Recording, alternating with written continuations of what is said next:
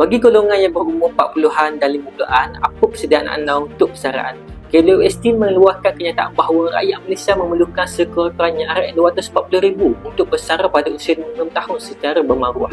Maka kita kira-kira yang mudah jangka hayat rakyat Malaysia secara purata adalah sekitar 75 tahun. Bermakna, jika anda bersara pada usia 55 tahun dengan simpanan sebanyak RM240,000, 75 tahun tolak 50 tahun sama dengan 20 tahun.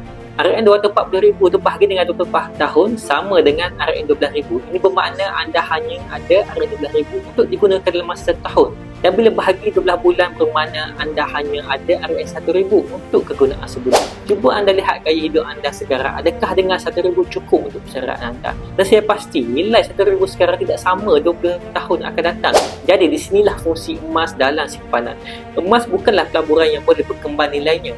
Dalam simpanan terutamanya untuk simpanan jangka panjang.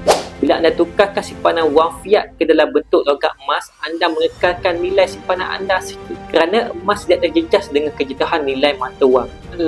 Harga emas akan meningkat seiring dengan kejatuhan nilai mata wang. Bagi yang sudah bersedia untuk menukarkan sebahagian simpanan anda dalam bentuk emas atau anda ingin memulakan tabungan persaraan dalam bentuk emas bersama Public Gold, boleh isi detail di bawah sign up. InsyaAllah saya akan bantu anda sebaik.